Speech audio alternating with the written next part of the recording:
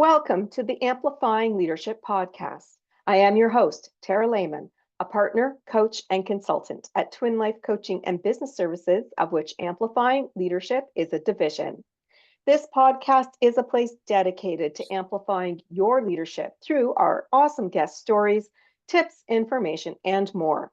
To learn more about all our leadership services, please visit us at amplifyingleadership.ca. Today, I am welcoming Charley Johnson, Chief Consciousness Officer, who brings other Chief Consciousness Officers into businesses and companies worldwide. Welcome to Amplifying Leadership. Thank you for having me. So before we get into the CCO or Chief Consciousness, I'm going to have a hard time saying that one today, Officer.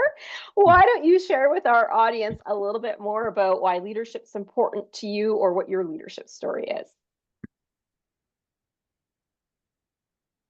Leadership is everything. Leadership is everything. And as this planet shifts in consciousness, there's going to be a need for a different type of leadership, a more expansive, more open, more vulnerable type of leadership. For the last 15 to 20 years, I think a lot of people listening to your podcast would be well aware of conscious leadership, conscious management, conscious capitalism, such as John Mackey and Whole Foods. I think the next step is consciousness.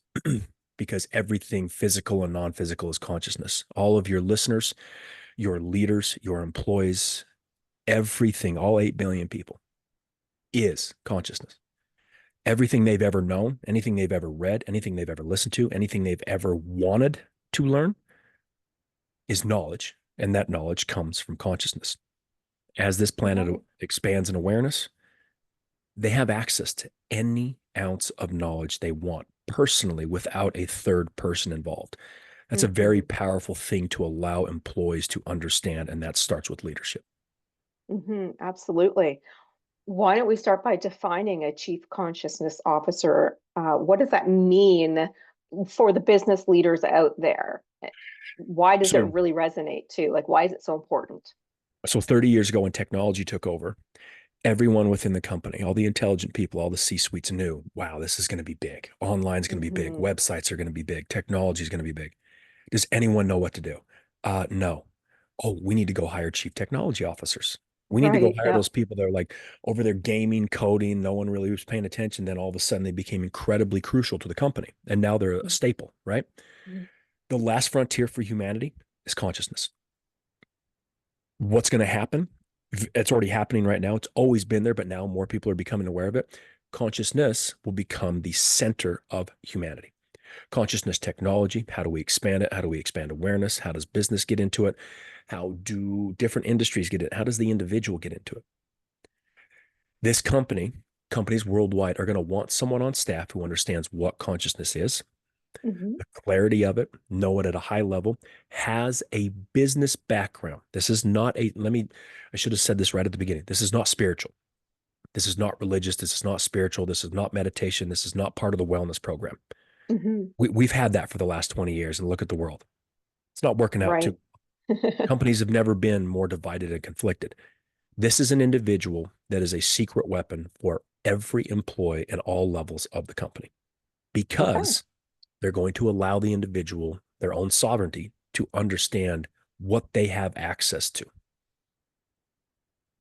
All right. So if I am an employee and you're the CCO in this case, what are the expectations I have from you to help me grow, maybe as a leader or as an employee within an organization? Just awareness. I know this is a listen-only podcast, but just for your listeners, basically I've got the blinders on right now. So the vast majority, you could be Harvard grad educated, 170 IQ, and you're coming out, two of them. And one of them is a Republican and one of them is a Democrat. And they're at each other's throats, right? That is because of their conditioning, because of their closed awareness. The blinders are on, kind of like a horse. When you expand awareness, you start to see both sides. You start to see different questions, different answers, different solutions, different ways to go about paying your mortgage, different ways to be a better husband, a better wife, a better father, a better employee, a better boss. When we know better, we do better. We can only see within that little tiny perspective that we've all been given. This position expands the awareness so people can just see what's going on. And to that point, just to make it more metaphorically clear. NASA did a study where they followed 2,000 kids. At the ages of 4 years old, 98% were considered genius. By the time they were adults, it was less than 2%. That's incredible. Yeah. If you don't think that impacts all of us, you're dead wrong. Mm-hmm. So we hear knowledge is power. We hear we need an education. We need the college, this, that. We do. But we've Mm-hmm. got this vast, infinite resource of consciousness when we're a kid and we're open to it all. But then we become Republican. And then we become a Catholic or an atheist. Then this is right. This is wrong. I don't like this.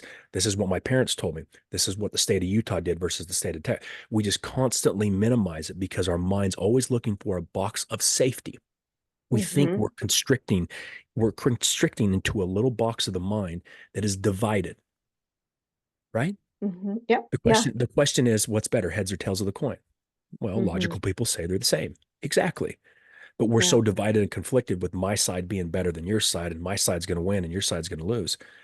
Consciousness allows the individual to slowly, in a sense, subtly go back to that 98% of genius. Because if we're down below 2% after living our lives, being educated, being conditioned, just packed full of bias, no wonder the world's so divided and conflicted. No wonder there's so much chaos. And this is what we've done since the beginning of humanity. So, can we just try something different just to see? Can we bring something into the organization, which is, this is a big word, is neutral? We've never had neutrality in a very polarized world. This individual does not choose sides, is not Mm-hmm. for you, and he's not against you. Imagine the power in allowing people to expand their awareness when they can open up honestly without wondering, are you on my side or are you against me? Neither. I Mm-hmm. just want to help you Yeah. expand your awareness. Oh, that's interesting. I've never had that before. It's interesting you say all that because one thing I tell a lot of my leaders is we've lost our ability to be curious, to Mm-hmm. ask why, to truly understand the other side. And so I always say to them, if someone's telling you something, don't close your mind to what they're saying. Be curious. Ask a Yes. lot of questions and try to understand because our opinions and their opinions can be completely different. And maybe there is something we can do to come together in the middle for, say, a decision we're making, or maybe it's based on budget or whatever, but being curious and asking questions to truly understand each other. So it kind of goes a little bit along with what you're saying as well, is really let's try to understand each other and be okay that we're different because we all are, right? Going to inclusive leadership as So, well. so what you said, 100% right. This position, this different tactic is not a threat to anything that's been going on. It's not a No, threat to no, no. HR. It's not a threat to the chief people officer, to the chief happiness officer. It's not a threat to the coaches and the consultants that are doing what you're doing. It's right in, you guys are talking about correct information. Okay. What we're missing though is bringing into the understanding of the level of consciousness of the individual, right? Just that deeper question that says, to your point, be curious, stay open, right? Mm-hmm. Susie and Ed. Susie's got the best solution to a problem, but Susie is a Democrat and Ed's a Republican. So Ed's not really going to take her seriously simply because of that. Now, I know to your listeners that sounds childish and they would never do that. Trust me, you do it continuously without even knowing it. Why else would you choose a side? Why else would you be for them or against them? You even say the coexist stickers. We have the coexist stickers on our bumper. We say to each their own. Let's agree to disagree. Sure, that's fine. I hear that all the time. And both Mm-hmm. sides love their kids and both sides want to leave the planet better than they did, right? They want to make it better for their kids. I hear that from both sides. Then tell me this. Why is the world so divided and conflicted? Why is there so much chaos? Because we're not getting to the root of the issue, which is consciousness. We're messing around with the leaves of the tree. Everyone's saying the same thing. But if we're really pushed into a corner, we're coming out swinging. Just look at the world. This is not about, it's just a deeper question. That's it. It's Mm-hmm. just a deeper question of we've done this since the beginning of humanity. We truly believe one side's going to win, the other side's going to lose. They're going to be okay with it, and we're going to go off into a utopic future. It's just going to get better. Really, I don't see that happening. We've got to go down to the root of the issue, which is consciousness. Consciousness birthed the mind, it birthed division, it birthed Republicans and Democrats, it birthed Catholics and atheists, it births right and wrong, it birthed what's moral for one is not moral for another. So if we go a little bit one step deeper, we start to understand why we have conditioning, why we have bias, why Ed and Susie don't get along, why the heads and Mm-hmm. the tails of the coin are the same. Just A subtle shift in their perception, a subtle shift of just different knowledge with a different answer. Let's just see what happens. I could be a complete idiot. This could make things worse. I'm okay with that. But we've never tried this. We've never had that Mm-hmm. deeper question. We've never had neutrality, and we've never brought levels of consciousness into the discussion. I think that shifts everything when we start doing that. So help our people who are listening understand the strategies. Like, so if this is obviously new thought and a new process for almost everybody except for perhaps your clients, but what strategies do you have for companies who think that what is the CCO and how do I even implement something like this? And I mean, smaller companies probably going to have to do it a little differently if they don't have the ability to have those types of C-suite. But thinking about large companies, let's start there. Like, what strategies is it that, they don't really know how to bring this in, or like, how do you even implement that person? Do you know what I mean? Very easily. It's an individual that's neutral. It's an individual that's going to observe a lot in the beginning. Once the C-suite, middle management, customer service starts to understand the conversation, starts to understand the neutrality, the curiosity of this individual, and that they're not there as an authority figure or to change anything or to change their mind or to shift anything, they become a secret weapon. The CEO is obviously going to probably be the first person that's going to say, listen, if I'm signing off on this, I need to spend time with you and see what the hell I'm buying, what the hell I'm hiring, Hmm. right? Yeah. Well, very quickly, you're going to show them that to your listeners again, you're expanding their awareness. Oh, Mr. Hmm. CEO, you need help with strategy? Okay, well, your strategy and the way you've gone about it, it's been fine. The company's fine. You got great intelligence. You're incredibly educated. I get it. But you're here. Tunnel vision almost. Yeah, tunnel vision. Do Yeah. you Yeah. want to expand the opportunity? Do you want to expand the potential? Do you want to expand how you treat your employees, how you are at home, how you are at the office? Do you know that when you expand your awareness, you have access to more information, to more solutions, to more problems being solved? That makes logical sense. It does, doesn't it? Okay, then that's what we're going Hmm. to do. And then we're going to work with HR and they're going to start hiring different level consciousness individuals. Marketing, maybe they're coming out and they've got to come out with a new campaign. Well, they're just as tunnel vision as everyone else. And they want to Hmm. do something different than the competition. Well, they're used to this tunnel vision. They've done the same thing Hmm. time and time again. You expand their awareness, they have access to more creativity. Sales, oh, we're kind of plateauing. Cool. Yeah, because you're tunnel vision. Let's expand your Hmm. awareness. You're going to look at new ways to sell. Even finances, manufacturing, operations, customer service at the watering hole, middle management. How are you going to treat your employees? What should you do with them? This is all about an expansion of awareness because consciousness, to your Hmm. listeners, they're probably continuously hearing me saying that and just saying, what in the hell is consciousness? The best metaphor is a wise fish swimming through the ocean, swims by two young fish. The two young fish are like, hey, wise fish says, hey, boys, how's the water? Two young fish look at each other and say, what's water? That's consciousness. You and Hmm. I, as we have this conversation, we're swimming in it. Your listeners, while they're driving to work on their commute, they're swimming in it. Everything physical and non-physical. Okay. Now Hmm. that doesn't seem like a lot. It just seems like I just gave you a little bit of information. Everyone moves on with their life. But you remember correctly, the 4 minute mile was impossible. Someone ran it, then everyone ran it. The seed's been Yes. planted to your listeners.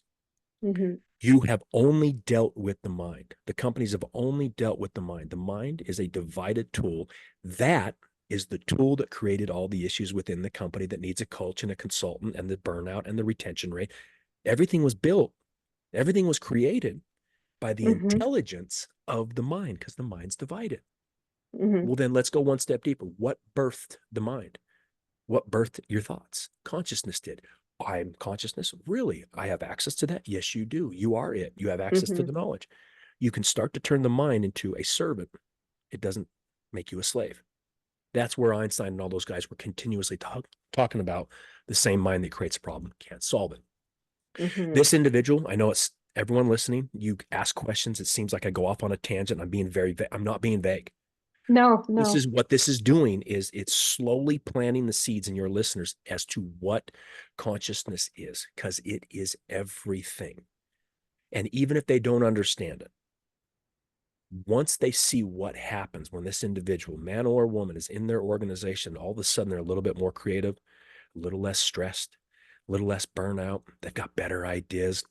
Hiring becomes a little bit more simpler. Maybe the teams have a little bit less division and conflict. The CEO comes up with some new strategy for a new industry, and every one of those individuals truly believes it was their idea because it came from them. There will not be enough time in the day for this individual as a CCO to get to everyone who wants time with them. Mhm. Let me ask you a question. A lot of people I work with were trying to generate risk plans to help them through certain things. So, for example, a lot of people didn't have any risk planning done for COVID and they ended up closing or whatever, or they lost money. And now with the economy, I see this working really well with a CCO, the way you're describing, being more creative about if we're looking forward and we want to say, okay, this could be the worst case scenario. Let's plan it. Let's plan so that it's not going to be if it happens. Do you see that kind of working in there somehow? Because I feel like that could be a part of that. Why not? Yeah. Literally anything. We've done 60 podcasts in the past 5 to 6 weeks. No matter, Tara, no matter what you bring up, no matter what question you ask, no matter how you view this and your conditioning and how you think this position would work with inside a company, the answer, yes. Yes. Got it. Everything is consciousness. And if Yes. it's a crisis manager, if it's a CEO or someone in the organization like a COO, the operations that needs to Hmm. figure this stuff out, everyone, the same thing. Your listeners again. If I'm here, if I've got the blinders on and all I see is what's within these tiny little perception of my mind, and I could have a 170 IQ, Harvard grad, doesn't matter. Hmm. If you expand that, you have access to different answers, different solutions in a time of crisis. You're going to view it with kind of like a release valve. You're going to Right. handle it better. There's going to be less stress. It's going to be less like pressure on you because that NASA study shows how much of a box we put ourselves into and put the pressure on into a mind that has 80,000 thoughts a day. It's already overwhelmed. It Hmm. can't take in new information. This position, understanding consciousness, you expand the box of the mind. It's like a release valve. Hmm. And you know as well as I do, when we're less stressed, do we not handle crisis better? Oh, much better when you're not Yes, stressed or worried or exactly. fearful. Yeah, absolutely. This position would help with that. How how can leaders almost, I'm not going to say model a CCO behavior, well, maybe model it, but also learn from that position so that they can start helping their employees? Like, what are some of those? We just talk about ideas and stuff, but maybe there's something more specific that you can share as an example. But how does it actually help our teams that we have a CCO and it's kind of being now seen? Well, so the only difference between a CCO and a CEO is the level of awareness. Okay. So when this position starts to really work with the CEO and the CEO and the C-suite starts to really understand what's happening, they're going to start moving in the direction of the expanded awareness of the CCO. And it's permanent. Hmm. This information cannot be unseen, unheard, or unknown. So when their awareness expands, it doesn't retract. So that So, individual now mhm. has an expanded awareness. When they see more, they have more solutions. They're going to treat their employees better. They're going to be less divided and conflicted. Yeah. These individuals are going to start moving in the direction of the CCO. So they're always going to be continuously better than they were than the CCO before them. Always. It's just Yeah. natural. That's just natural evolution. It's going to be like consciousness raising on this planet. It's like 11-year-old turning 12. There's just this, I didn't need a coach. I didn't need a teacher. No one needed to help me. I just turned 12. Hmm. So when you really start to understand consciousness, expand awareness, what this position does, everyone within the organization that utilizes that position, they just start naturally turning 12 and 13.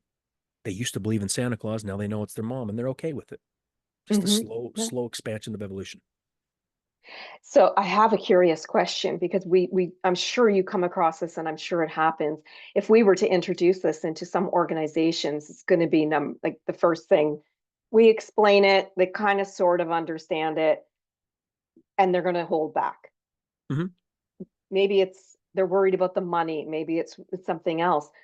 What is the why behind this position? Now, I know you've explained various things, right? Can help us be more creative, etc. But how can we encourage our leaders out there to believe in having this position as a key piece? Because I see it as a key piece to organizational culture, growth, even bringing all the inclusive leadership in to just having great innovation in a company. So I take a little bit different angle with this. Sure. We've had 20 years of wellness programs, Hmm. meditation, yoga, mindfulness within small, medium, and large companies. It's a pretty big staple in most companies, right? Right? How's the world looking? How's your business looking? The burnout, the retention rate through the roof, the stress through the Hmm. roof, the gap between executives and employees through the roof. Okay. So Right. basically, my point is with this position, what you've been doing, your heart's been in the right place. You've had a lot of experts come in. You've had a lot of intelligence come in. You've had a lot of coaches and consultants come in. How's it working? How's it working? Hmm. Truly.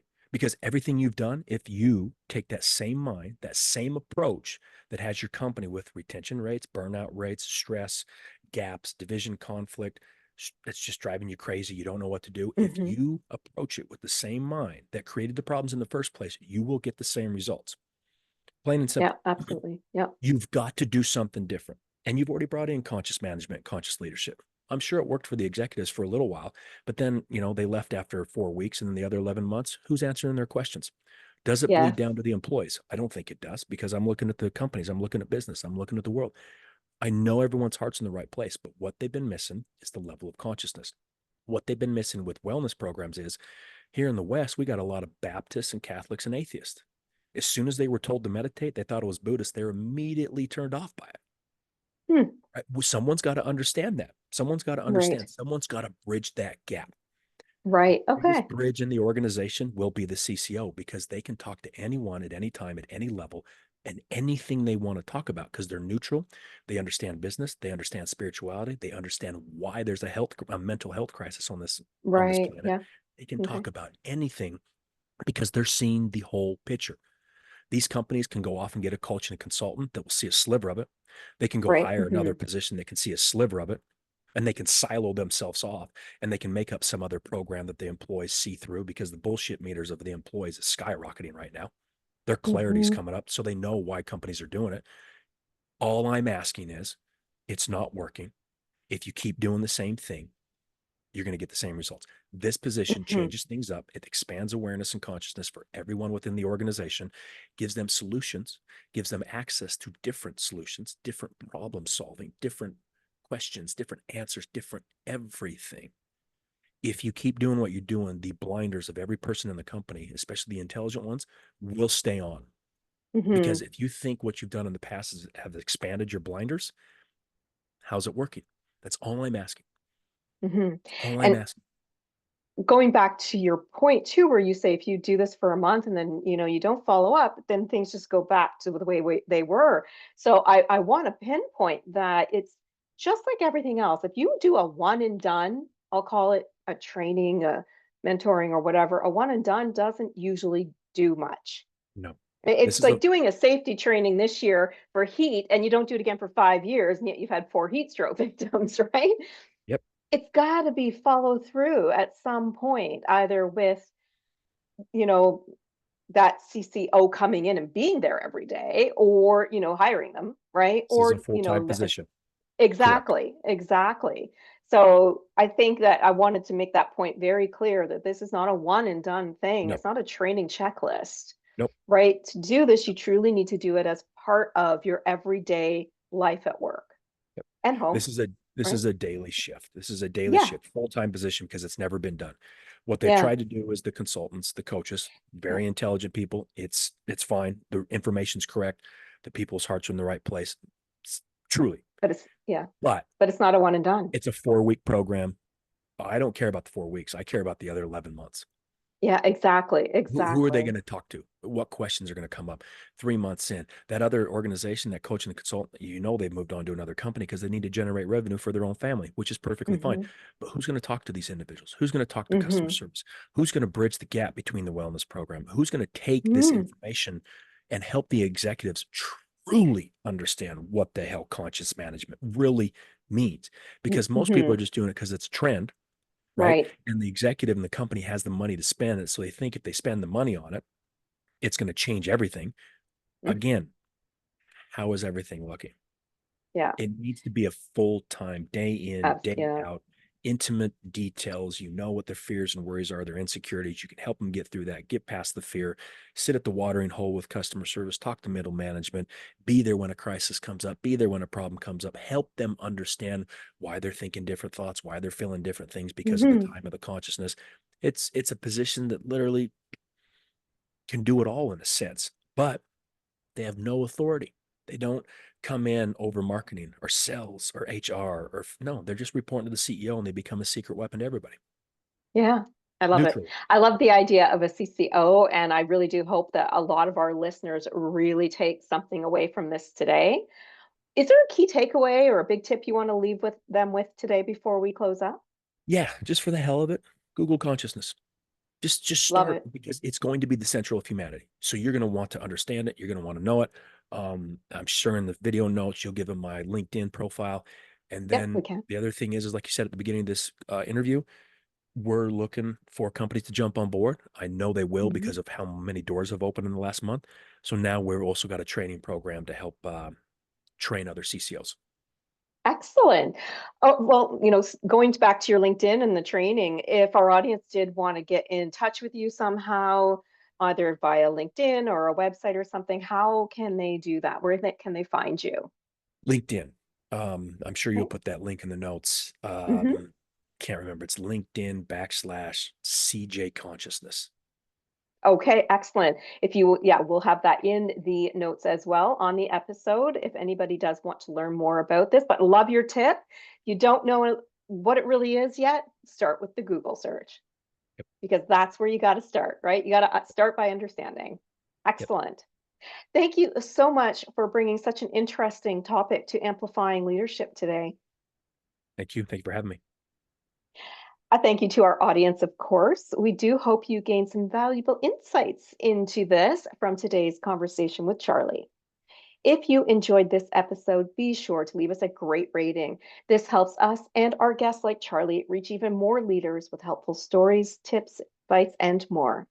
We love helping other leaders grow as well and thrive. For more information about all of the Amplifying Leadership services, please visit us anytime at amplifyingleadership.ca, a division of Twin Life Coaching and Business Services. And before you go, don't forget to grab this quarter's free leadership resource, Your Guide as a New Leader. It is designed to support your new leaders in their first few weeks to build credibility, gain trust, and set a strong foundation for leadership. The link will also be in the episode summary. Until next time, remember, leadership matters.